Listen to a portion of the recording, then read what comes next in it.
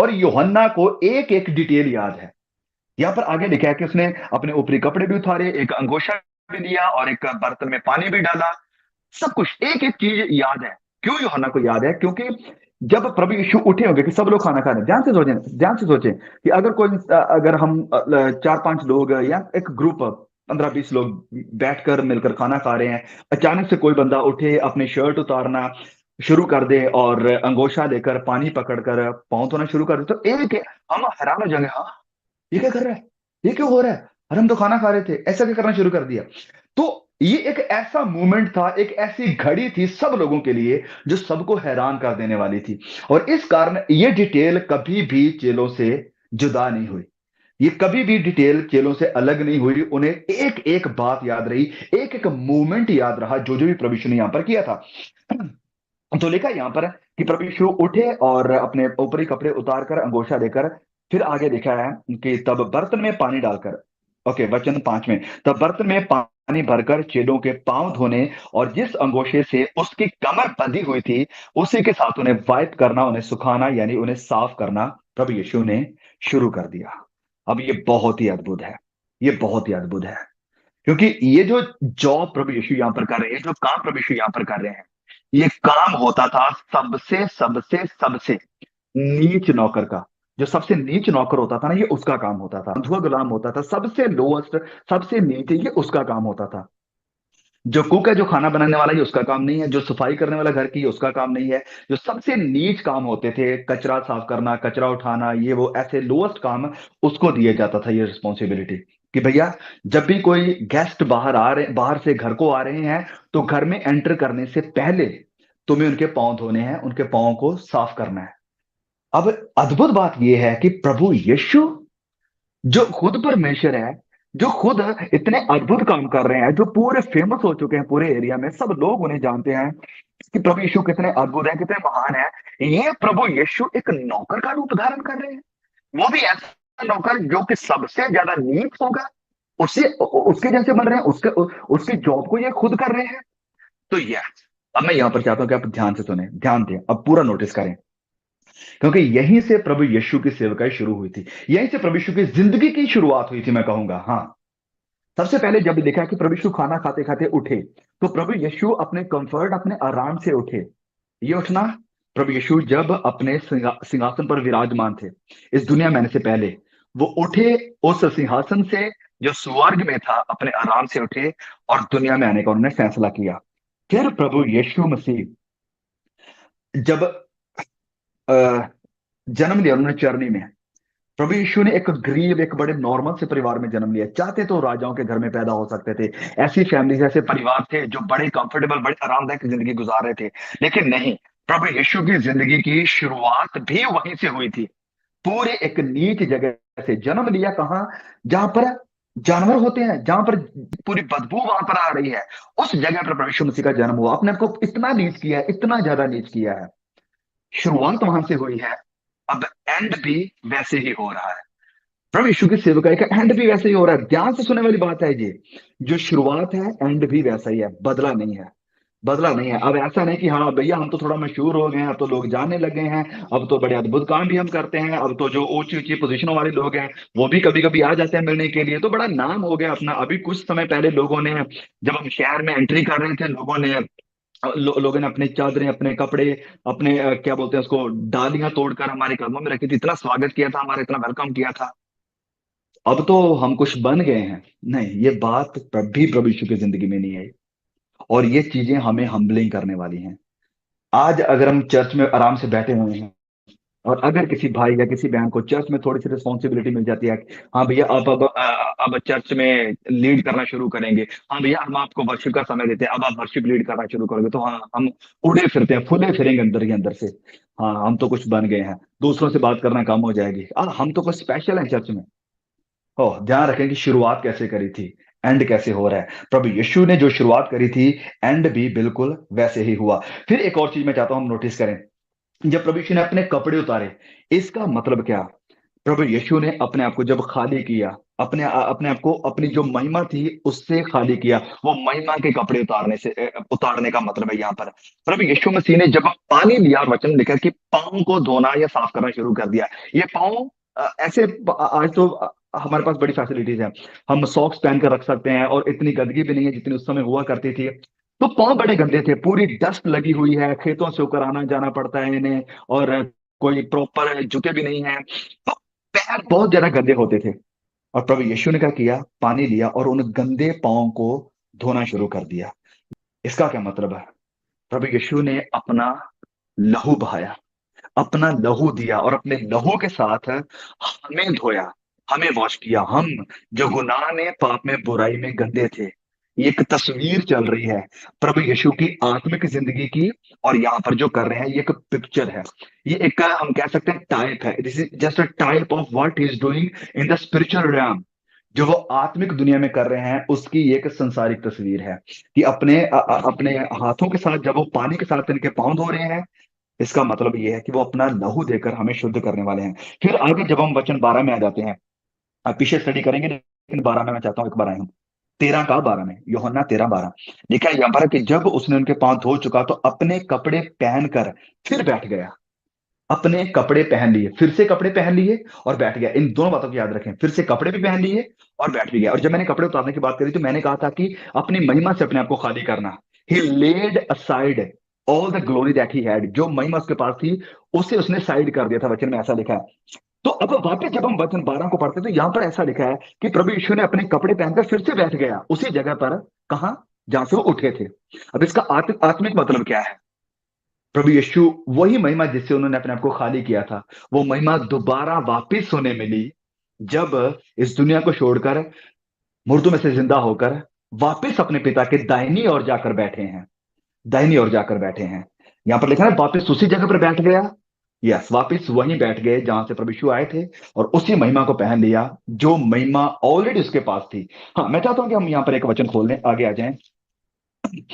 यूहन्ना 17:5 में, यूहन्ना 17:5 में लिखा है कि अब हे पिता, तू अपने साथ मेरी महिमा, उस महिमा से कर, वही महिमा से कर जो जगत की सृष्टि से पहले मेरी तेरे साथ थी। वही महिमा जो सृष्टि के पहले थी, वही महिमा मुझे दे। तो यस, हम जानते हैं कि वो महिमा प्रभु यीशु को वापस से मिली और वापस वो फिर से पिता के दाहिनी ओर जा बैठे। उसी महिमा को फिर से पहन लिया। अब मैं यहां पर जाता हूं कि हम बहुत ही ध्यान से सुने इन चीजों को। प्रभु यीशु जब अपने आप को खाली करके, अपने आप को झुकाकर, अपने आप को नम्र करके वो काम कर रहे हैं जो एक बंधुए गुलाम का है। प्रभु यीशु यहाँ पर बिहेव नहीं कर रहे हैं किसी बड़े सीईओ की तरह कि हाँ भैया हम तो टीम के लीडर हैं, हम तो सभी लोगों के प्रधान हैं, बड़ी भीड़ हमारे पीछे चलती है, हमारे साथ चलती है और लोग जानते भी हैं कि कितने अद्भुत काम हम करते हैं।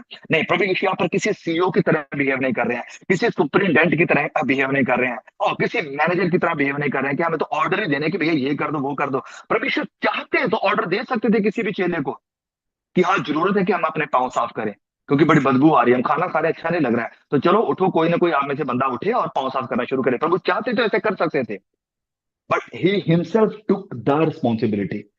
ये रिस्पॉन्सिबिलिटी उन्होंने खुद ली, ये रिस्पॉन्सिबिलिटी उन्होंने खुद ली। और ये सब क्यों किया प्रभु यीशु ने? खुदाम यीशु खुद इसका जवाब देते हैं आगे जब हम इसकी स्टडी करेंगे।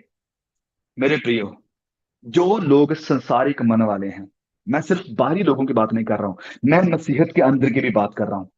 जो लोग अभी भी आत्मिक बातों को नहीं समझे हैं, जो लोग अभी भी निकोदेमस की तरह बिहेव कर रहे हैं, जो लोग अभी भी उस सामरी औरत की तरह बिहेव कर रहे हैं जब प्रभु यीशु कहते हैं कि मैं तुम्हें आत्मा का जल दूंगा और वो कह रही है कि हाँ भैया मुझे पानी दे दो पीने के लिए। नहीं, वो लोग, जो लोग अभी भी आत्मिक रहस्यों को नहीं समझते हैं, इस नम्रता को नहीं समझते जो प्रभु यीशु देना चाहते हैं, वो लोग क्या करते हैं, वो इन्हीं चीजों के पीछे भागते हैं जिनका इनकार प्रभु यीशु ने किया कि हम तो खुश हैं। वो टाइटल्स के पीछे भागें कि हमें बड़ा टाइटल मिलना चाहिए, उस टाइटल के बिना हमारी इज्जत नहीं होगी, हमें बड़ी पोजीशन मिलनी चाहिए, हमें बड़ी कुर्सी मिलनी चाहिए राजाओं महाराजाओं के जैसी।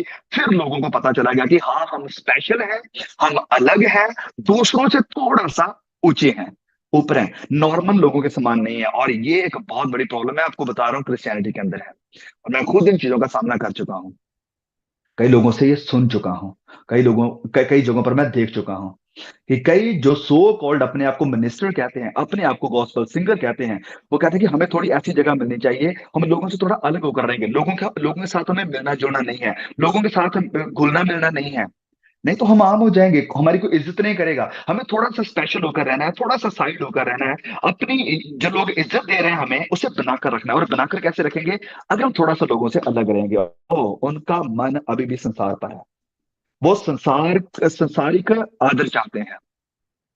लेकिन जो लोग प्रभु यीशु के स्वभाव को पहन चुके हैं, जिन लोगों ने, जैसे वचन में लिखा है, संत पौलुस कहता है कि यीशु को पहन लिया है, उन्होंने प्रभु यीशु की नम्रता को भी पहन लिया है। संसारिक आदर की कि कहाँ मुझे बैठाया जा रहा है, क्या मुझे खिलाया जा रहा है, उन्हें इन चीजों की कोई परवाह नहीं रहेगी। क्या मेरा टाइटल दिया जा रहा है, ओके, मुझे तो इससे फर्क पड़ेगा? नहीं, उससे कोई फर्क नहीं पड़ेगा।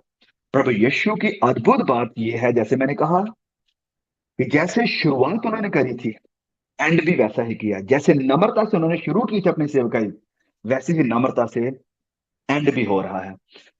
ओके, हम अपने आप को परखें। और कई बार ऐसा हो जाता है कि हो सकता है हमारी शुरुआत तो अच्छी अच्छी हो, जब हम शुरुआत में मसीह में आए थे, शुरुआत में जब हमने वर्शिप करना शुरू किया, प्रचार करना शुरू किया, शुरुआत में जब हमने चर्च में आना शुरू किया, तो हम बड़े नम्र थे, बड़े अच्छे थे, सब कुछ था।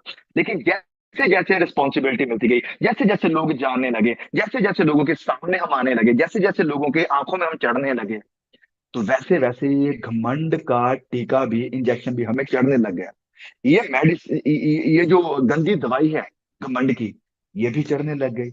ओ, परखें हम अपने आप को। मैं चाहता हूं कि जांचें हम अपने आप को, कि हमें यीशु मसीह के जैसे बनना है। We must have the spirit of Christ. हमें मसीह यीशु की जो आत्मा है, हमारे पास वो होना जरूरी है। हमें हमें हमारे पास वो होना बहुत जरूरी है। और मसीह की आत्मा हमें सबसे पहले क्या करेगी? मैं बार बार कहते आ रहा हूं, हमें नम्र करेगी, हमें नम्र करेगी। चिन्ह चमत्कार पोजीशन ये वो सब कुछ बाद में, सबसे पहले नम्रता। नम्र हैं तो प्रभु के साथ हैं, नम्र हैं तो प्रभु हमें प्रकाशन देगा, नम्र हैं तो हम मसीह को खुश कर पाएंगे। अगर नम्रता जाती रही तो हमारे अंदर एक दूसरी आत्मा आएगी, और वो घमंड की आत्मा। और हम जानते हैं कि घमंड की आत्मा किसकी है। हाँ, वो लूसीफर की है, वो लूसीफर की है। पतरस, पतरस जो ये सब कुछ देख चुका है, और पतरस से तो फिर इंटरेक्शन भी हुई थी यीशु की। वो क्या लिखता है? पढ़े मेरे साथ। पहला पतरस अध्याय 5 वचन 5 में पतरस लिखता है, क्योंकि प्रभु यीशु को ये सब कुछ करते हुए देखा था, अब वो उन्हें एहसास हो चुका है इन सब चीजों का। तो वो क्या कहता है? पहला पतरस अध्याय 5 और उसके 5 को पढ़ेंगे। ओके, या देखिए यहाँ पर, इस प्रकार हे नवयुवकों, यहाँ पर बात हो रही है जवानों के साथ। वो उन्हें कह रहा है कि तुम भी प्राचीनों के अधीन रहो। अधीन होने की बात हो रही है। वरन तुम सब के सब एक दूसरे की सेवा के लिए, एक दूसरे की सेवा के लिए, इस सेवा को उसने देखा यीशु के रूप में, सेवा के लिए दीनता से कमर बांधे रहो। क्योंकि परमेश्वर अभिमानियों का विरोध करता है, परंतु जो दीन है उन पर दया करता है। दीनता से कमर बांधो, इंग्लिश में लिखा है cloth your self with the humility, मतलब नम्रता को पहन लो। ये मैसेज ये पतरस दे रहा है। मेरे प्रिय भाई और बहनों, जैसे जो मैसेज यहाँ पर पतरस दे रहा है, ये मेरे और आपके लिए, कि हम नम्रता को पहन लें, नम्रता को पहन ले। क्लेम करें, घोषणा करें नम्रता की, कि हाँ मैं नम्र हूं, मैं नम्र हूं, मैं नम्र हूं। ऐसी घोषणाएं करें जो आपको आत्मिक रीति में ब्लेस करेंगी, मतलब यीशु के स्वभाव में बढ़ने में मदद करेंगी।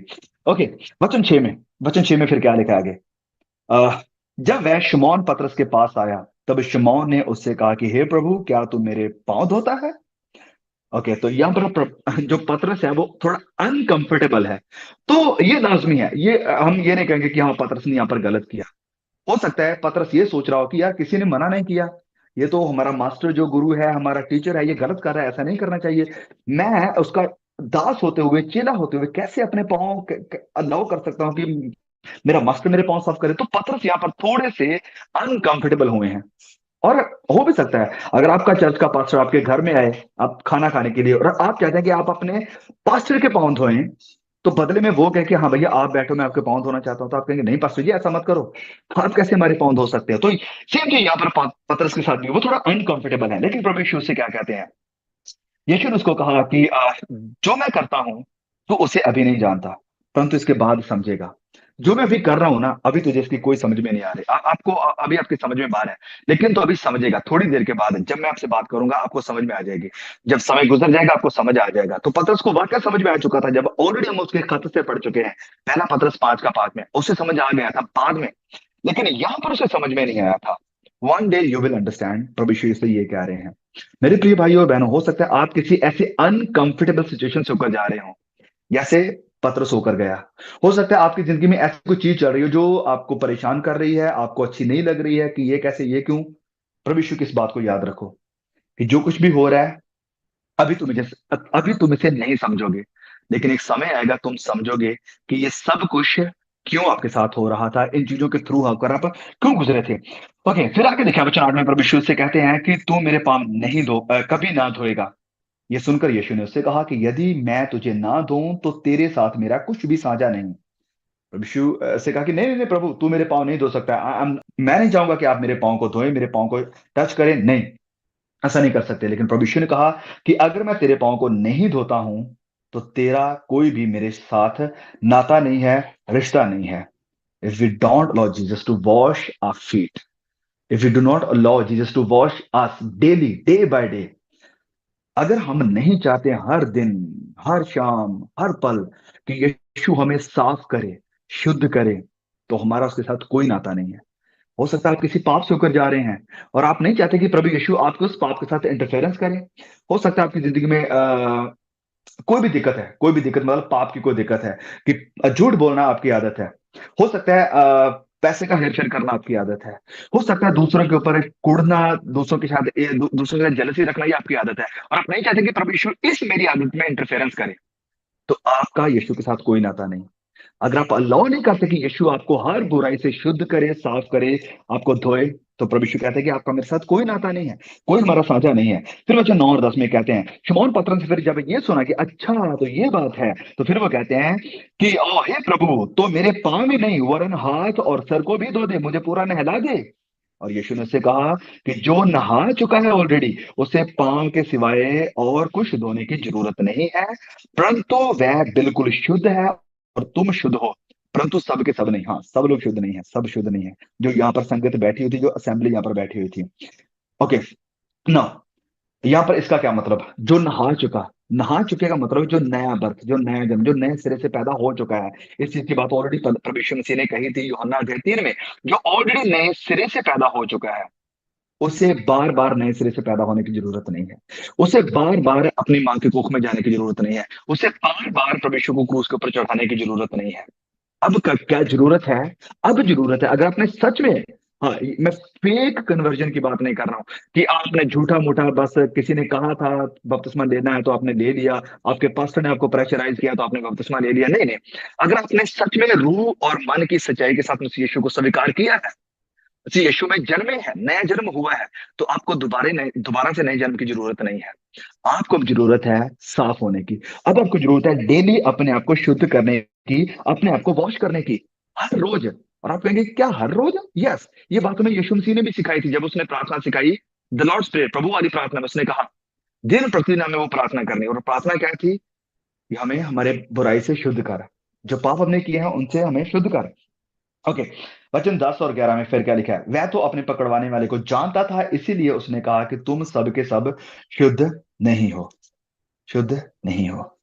सो मेरे प्रिय भाइयों और बहनों, हम अपने आप को शुद्ध कैसे करेंगे? कैसे करेंगे? अपने बल से नहीं, अपने जोर से नहीं। हमें अलाउ करना है मसीह यीशु को कि प्रभु प्लीज आप आए, मैं इस पाप को पसंद नहीं करता हूं, प्लीज आप धो दें मुझे, साफ कर दें, आजाद कर दें मुझे इस पाप से ना। आगे क्या लिखा है, उनके पांव धो चुका। जब प्रभु यीशु उनके पांव धो चुका था तो अपने कपड़े पहनकर वह बैठ गया और उनसे कहने लगा, क्या तुम समझे कि मैंने तुम्हारे साथ अभी क्या किया? प्रभु यीशु का सवाल था कि क्या तुम्हें समझ आई अभी जो मैंने किया वो क्या था? तुम मुझे गुरु और प्रभु कहते हो। हाँ, वो ठीक भी है, जो तुम कहते हो वो ठीक कहते हो, क्योंकि मैं वही हूँ। हाँ, मैं गुरु हूँ आपका, मैं प्रभु हूँ आपका। यदि मैंने प्रभु और गुरु होकर तुम्हारे पांव धोए तो तुम्हें भी एक दूसरे के पांव धोना चाहिए, क्योंकि मैंने तुम्हें नमूना दिया है। हाँ, तो इस कारण प्रभु ने पांव धोते। अब इसका मतलब क्या है, हम समझने वाले हैं। मैंने तुम्हें नमूना दिया है कि जैसा मैंने तुम्हारे साथ किया वैसा भी और तुम भी वैसा ही किया करो। तुम भी वैसा ही किया करो। अब यहाँ पर एक चीज है जो यहाँ यूहन्ना रचित सुसमाचार में मेंशन नहीं हुई है, इस सीन के बारे में, क्योंकि सारी डिटेल्स एक सीन में नहीं दी गई है। जब हम पढ़ते हैं लूका अध्याय 22 और उसके वचन 23 में, लूका 22 का 23, तो लूका 22 में भी क्या है, यही सेम सीन है। प्रभु यीशु अपने चेलों के साथ आखिरी पसाह मना रहे हैं, पसाह को खा रहे हैं, सेलिब्रेट कर रहे हैं। तो वहां पर वचन 23 में ये जो चेले थे ये डिबेट करते हुए आ रहे थे, डिबेट करते हुए इस कमरे में आए थे। और डिबेट क्या थी इन दोनों, इन लोगों में चल रही, चेलों में, कि बड़ा कौन है, महान कौन है, और सबसे बड़ी पोजीशन किसकी है, और सबसे ज्यादा नाम किसका है, सबसे ज्यादा लोग किसका आदर करते हैं, सबसे ज्यादा लोग किसे जानते हैं। मुझे जानते हैं। दूसरा कहता है नहीं नहीं नहीं नहीं, मुझे जानते हैं, मैं सबसे बड़ा हूं, मैं सबसे महान हूं। ये डिबेट चल रही थी इन लोगों के बीच में। तो इस कारण प्रभु यीशु ने फिर इन्हें ये लेसन देने के लिए ये बात कही। प्रभु यीशु ने कहा कि मैं तुम्हारा गुरु हूं। गुरु मतलब टीचर, तुम्हें सिखाने वाला। मैं तुम्हारा प्रभु भी हूं, क्योंकि तुम मुझे कहते हो कि हम, तू हमारा गुरु है, तू हमारा रब्बी है, तू हमारा प्रभु है। लेकिन मैंने आपके साथ कभी भी ऐसे बिहेव नहीं किया। I never treated you in this way.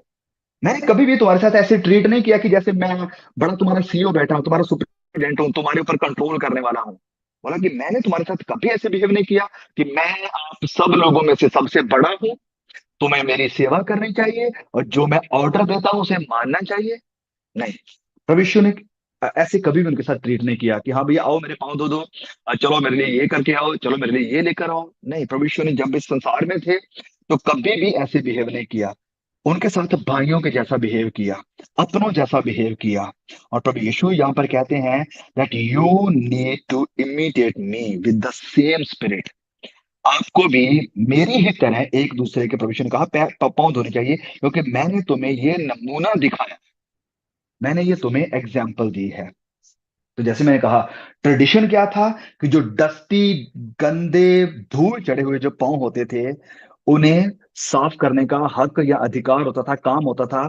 जो घर का होस्ट है, होस्ट मतलब जिसने घर में बुलाया है, उसका काम होता था कि वो किसी अपने नौकर को दे कि वो पांव साफ करे।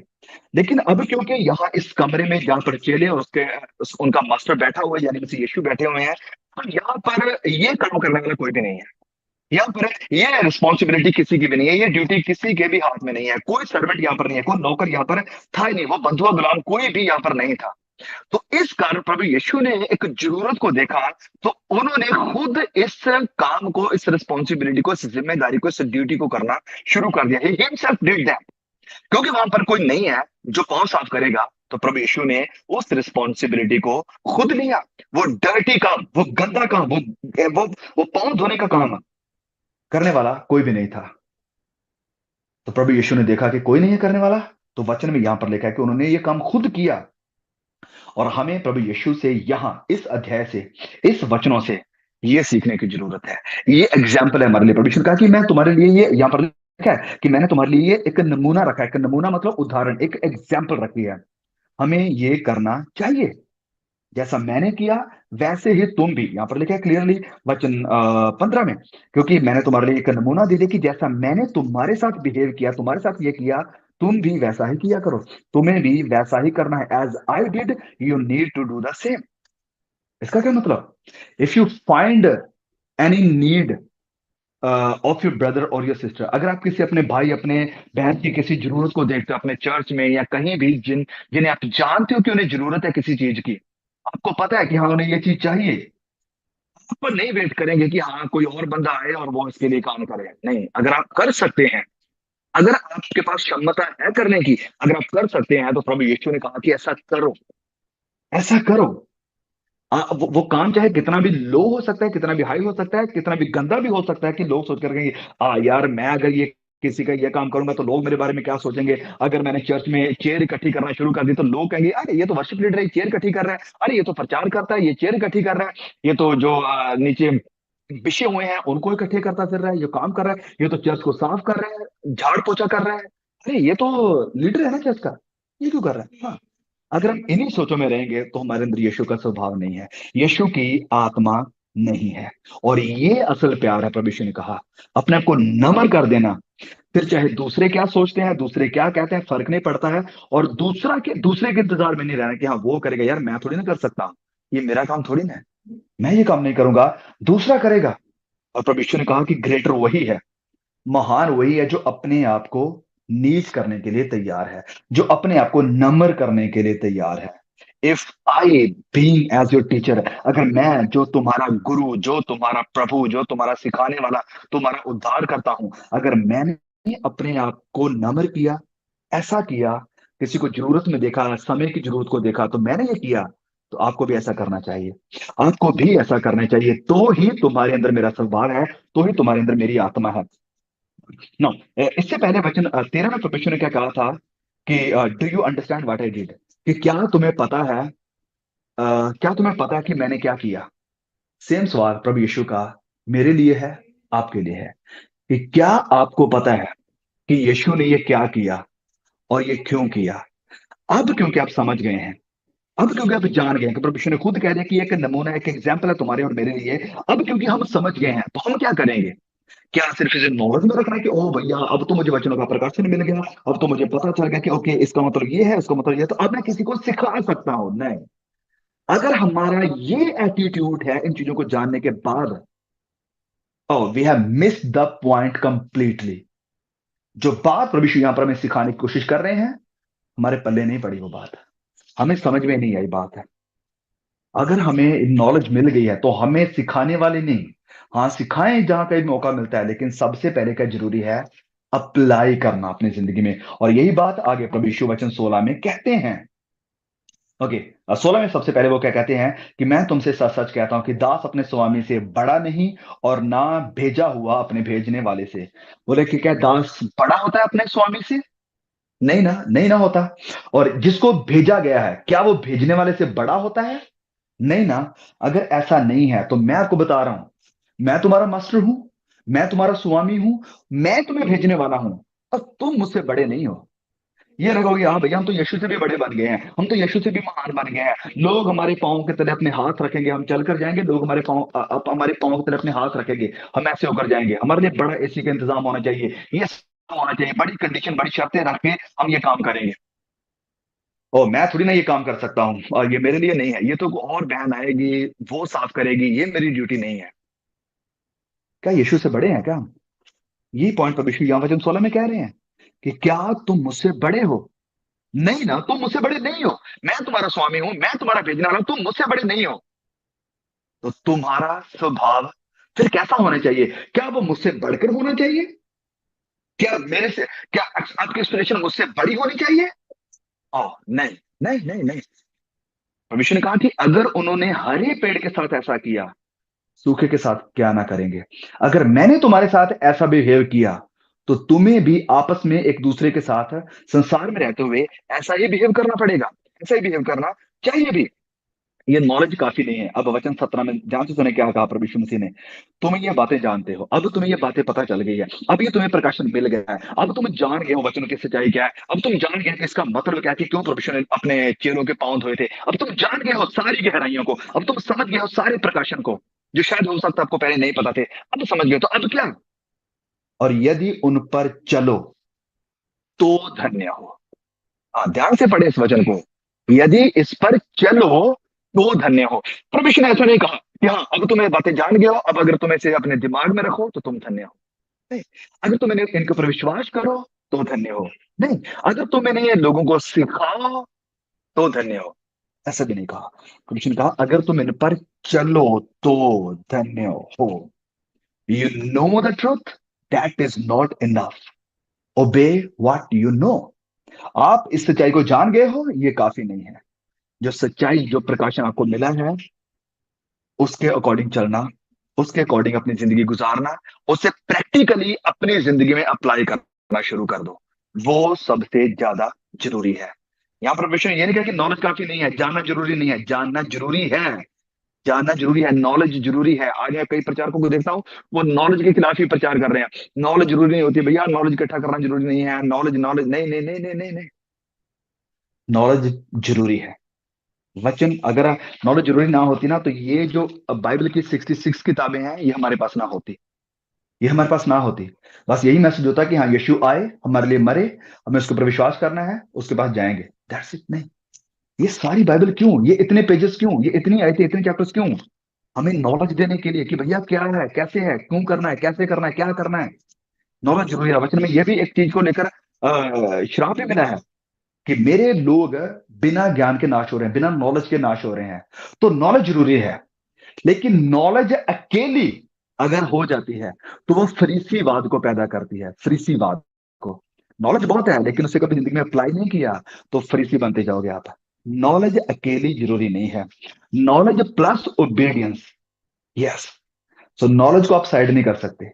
तब यीशु ने खुद ये बात कही, यू नो, यू नो, कि आप जानते हो, अब आपको नॉलेज हो गई है, तो अब क्या करो, चलो भी, चलो भी इसके अकॉर्डिंग। मतलब नॉलेज प्लस ओबीडियंस, जो जान गए हैं उसके प्रति आज्ञाकारी जब ये मिल जाती है तो हम धन्य हैं, तो हम धन्य हैं। ये बात मैं नहीं कह रहा हूं, ये बात प्रभु यीशु ने कही। इस आयत को प्लीज अपने दिमाग में हमेशा के लिए बिठा लें। प्रभु के एक बड़े महान दास थे, उन्होंने इस वचन पे इस पूरे चैप्टर के ऊपर कमेंट्री में उनकी पढ़ रहा था।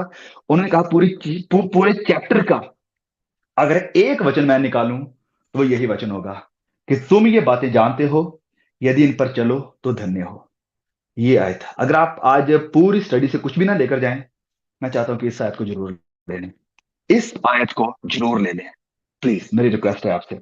ओके, आगे बढ़ते हैं। वचन 18 में, मैं तुम सब के विषय में नहीं कहता, जिन्हें मैंने चुन लिया है उन्हें मैं जानता हूं, परंतु ये इसलिए है कि धर्मशास्त्र का वह वचन पूरा हो, जो मेरी रोटी खाता है उसने मुझ पर लात उठाई, उसने मुझ पर लात उठाई।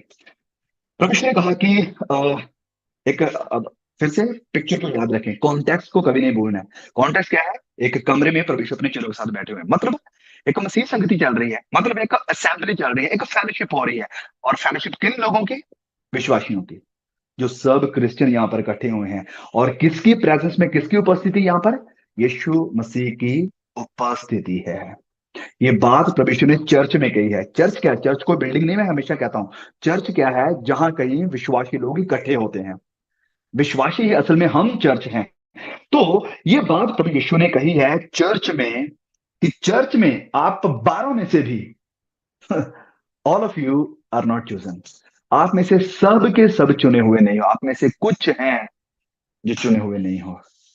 हाँ, आप सारे प्रचार को सुनते रहे हो, आपने सारे चमत्कारों को देखा, you have listen all the preaching, but still आप में से कुछ ऐसे हैं जो चुने हुए नहीं है।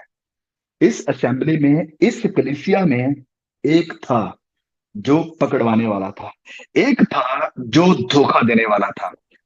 ये इस कलीसिया का हिस्सा है, ये इस फेलोशिप का हिस्सा है, ये इस असेंबली का हिस्सा है, इस चर्च का हिस्सा है, जो चर्च प्रभु यीशु चला रहे हैं। और उसी चर्च में से एक है जो धोखा देने वाला है, एक है जो पकड़वाने वाला है। आज भी चर्च की ये रियलिटी है प्रियो, हमें समझना पड़ेगा। चर्च में आने वाला हर इंसान चुना हुआ नहीं है। चर्च में आने वाला हर इंसान वैसा नहीं है जैसा प्रभु यीशु चाहते हैं। चर्च में आने वाले हर इंसान में वो आत्मा नहीं है जो यीशु के पास था, वो नम्रता नहीं है जो यीशु के पास थी। तो इस कारण अगर कोई इंसान से आपको ठोकर लगती है तो आपको सिर्फ इंसान से ही ठोकर लगनी चाहिए, प्रभु से ना ठोकर लग जाए कहीं। ऐसा ना समझना कि हाँ प्रभु गलत है, नहीं। ऐसे लोग गलत हो सकते हैं जो गलत इरादे, गलत इंटेंशन के साथ चर्च में आए हैं, लेकिन प्रभु गलत नहीं है। यहाँ पर इसी चर्च में, इसी असेंबली में, इसी छोटे से चर्च में सिर्फ 12 मेंबर है। यहाँ पर प्रभु यीशु की उपस्थिति है, यहाँ पर खुद वो मौजूद है फिजिकली, लेकिन फिर भी एक है जो धोखा देने वाला है, फिर भी एक है जो धोखा देने वाला। तो यहूदा के जैसे बहुत सारे लोग आपको चर्चेस में मिल जाएंगे। बहुत सारे, मैं कह रहा हूं बहुत सारे चर्चेस में आपको मिल जाएंगे जो यहूदा की तरह हिपोक्रेट हैं, पखंडी हैं। बाहर में दिखावा तो कर रहे हैं कि यीशु के चेले हैं, लेकिन अंदर ही अंदर यीशु को पकड़वाने वाले हैं। ये वो हैं जो पैसे से मोहब्बत करने वाले हैं, यहूदा के जैसे, जो पैसे को सबसे पहले स्थान पर रखते हैं। खुदा के साथ वफादारी को, खुदा के साथ विश्वास योग्यता को कोई जगह नहीं देते।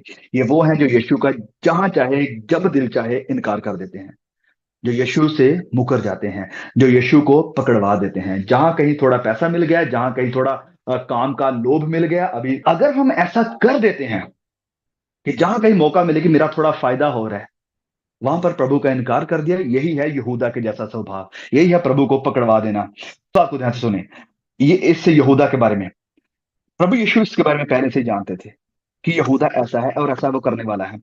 लेकिन ये जानने के बावजूद भी प्रभु यीशु ने उसे निकाल नहीं दिया था ग्रुप से। प्रभु यीशु ने उसे इस ग्रुप से निकाल नहीं दिया था। टाइम आया, समय आया जब वो खुद एक्सपोज हो गया था। जब वो खुद एक्सपोज हो गया था कि समय आएगा जब मैं और आप, जितने हिपोक्रेट चर्च में हैं, जितने पाखंडी चर्च में, जितने पैसे के चाहने वाले चर्च में हैं, जितने प्रभु यीशु का जगह जगह इनकार करने वाले और यीशु को धोखा देने वाले हैं, वो सब एक्सपोज हो जाएंगे। और इसका जिक्र में कहाँ देखने को मिलता है? मत्ती अध्याय 7 वचन 21 से लेकर 23-24 तक को पढ़ लें आप। वहां पर लिखा है कि बहुत सारे आएंगे, हे प्रभु तेरा नाम लेकर चमत्कार किए, तेरा नाम लेकर अद्भुत काम किए, तेरा नाम लेकर दुष्ट आत्माओं को निकाला, भविष्यवाणियां भी करी, लेकिन मैं कहूंगा कि मैंने तुम्हें कभी नहीं जाना। कुकर्म करने वालों, मेरे सामने से चले जाओ, मेरे सामने से चले जाओ। ओके, आगे वचन 19 में, अब मैं उसके होने से पहले तुम्हें जताई देता हूं, मतलब वो काम जो होने वाला है उसके पहले मैं तुम्हें सब कुछ बता देता हूं कि जब ये सब कुछ हो जाए तो तुम विश्वास करो कि मैं वही हूं, so that you may believe that I am who I am. आपको विश्वास हो, मतलब कि आपका विश्वास और ज्यादा बढ़े। उस एक इंसान के कारण आपको ठोकर ना लगे, वरना आप, मैंने ऑलरेडी आपको बता दिया, पहले बता रहा हूं, I am for telling you, I am prophesying this, मैं ये सब कुछ पहले बता रहा हूं ताकि जब वो चीजें हों तो आपका विश्वास बढ़े और ज्यादा ग्रो हो जाए। वचन 20 है, मैं तुमसे सच सच कहता हूं कि जो मेरे भेजे हुए को ग्रहण करता है वह मुझे ग्रहण करता है, और जो मुझे ग्रहण करता है वह मेरे भेजने वाले को भी ग्रहण करता है। जो मुझे ग्रहण करता है वो मेरे भेजने वाले को भी ग्रहण करता है। अब ध्यान से सुने, हर कोई भेजा हुआ, हर कोई अपने आप को पास्टर कहने वाला, हर कोई अपने आप को यीशु का प्रचारक कहने वाला यीशु की तरफ से भेजा हुआ नहीं है। कुछ लोग निकले हैं फेम के लिए, कुछ लोग निकले हैं पैसा के लिए, कुछ लोगों ने देखा कि हाँ यार इसमें तो बड़ा आग्रह होता है, इसमें तो बड़ा अच्छा काम चल रहा है, इसमें ये तो बढ़िया है, और काश मेरे पास भी ये मिनिस्ट्री हो। जो लोग निकले हैं इस लाभ से, इन चीजों से, परमेश्वर ने कहा वो मेरे भेजे हुए नहीं है। हर कोई जो आज सेवा में है, हो सकता है सब यीशु के भेजे हुए ना हो। हर कोई यीशु का भेजा हुआ नहीं है। तो हमें पता कैसे चलेगा कि जो इंसान यीशु का भेजा हुआ है? टेस्ट बड़ा सिंपल है। और टेस्ट क्या? कि उसकी जिंदगी में फल दिखाई देंगे, उसकी जिंदगी में नम्रता दिखाई देगी, उसकी जिंदगी में यीशु का स्वभाव दिखाई देगा। क्योंकि जिसने भेजा है तो स्वभाव किसका होगा? उसी का होगा जिसने भेजा है। तो परमेश्वर ने भी यही बात कही, that you will know them by the fruits, कि तुम उनके फलों से तुम उन्हें जान लोगे। उन्हें फलों से, उनके फलों से तुम उन्हें जान लोगे। परमेश्वर ने कहा कि मेरी जिंदगी में देखो, मेरी जिंदगी में आपको कौन से फल दिखाई देते हैं। ऑलरेडी आपने कितनी शिक्षाएं देखी, आपने कितने अद्भुत काम देखे, आपने मेरे कामों को देखा जो मैं करता हूं, अपने मेरी नम्रता को देखा, मेरा लोगों के प्रति प्यार देखा, मैं लोगों की कितनी परवाह करता हूँ उस चीज को देखा। एक भेड़ अगर भाग जाती है तो मैं 99 को छोड़कर उसके पीछे जाता हूँ। आपने ये सारे स्वभाव देखे, मेरे मेरे अंदर के फल को देखा है। यस, यही फल उस इंसान की जिंदगी में भी देखो जिसे मैंने भेजा है। तो हमें कैसे कैसे पता चलेगा कि जो इंसान भेजा हुआ, या मसीह होने का, या प्रचारक होने का, पास्टर होने का, प्रॉफिट या अपोस्टल जो भी होने का दावा कर रहा है, वो प्रभु का भेजा हुआ है? हमें पता चलेगा उसकी जिंदगी में फलों को देखकर, उसकी जिंदगी में मसीह यीशु की आत्मा को देखकर। कि यीशु की आत्मा उसके अंदर अगर काम कर रही है तो यीशु जैसा स्वभाव भी उसका होगा, यीशु के जैसे काम भी उसके होंगे, यीशु जैसी नम्रता भी उसके अंदर होगी। ऐसा नहीं है कि बात बात पर वो गुस्सा कर जाता है, किसी ने ऐसा कर दिया तो उसको थप्पड़ लगा दिया, किसी ने ऐसा कर दिया तो उसको चर्च से भगा दिया। नहीं, वो प्यार करने वाला होगा, दया करने वाला होगा, रहम करने वाला होगा, क्षमा करने वाला होगा। ओके, सो आज की मीटिंग में बस इतना ही। बाकी आगे जो हिस्सा बचा है उसे हम कंटिन्यू करेंगे नेक्स्ट सैटरडे अपनी मीटिंग में। सो आई होप कि आपने सच में आशीष पाई है इन वचनों से। मैं चाहता हूं कि थोड़े समय के लिए हम अपनी आंखों को बंद करें और जो कुछ भी आज हमने सुना, जो कुछ भी वचनों से पढ़ा, हम इसके ऊपर मनन करें, इसकी जिंदगी, इन इन वचनों को अपनी जिंदगी में लेकर आए। और खासकर वो वचन जरूर याद रखें जो मैंने कहा, यूहन्ना अध्याय 13 वचन 17, कि तुम ये बातें जानते हो, अब अगर इनके ऊपर चलो तो तुम धन्य हो, अगर इन्हें मानते हो तो धन्य हो। आइए अपनी आंखों को बंद करेंगे, इन वचनों के ऊपर थोड़ा मनन करें।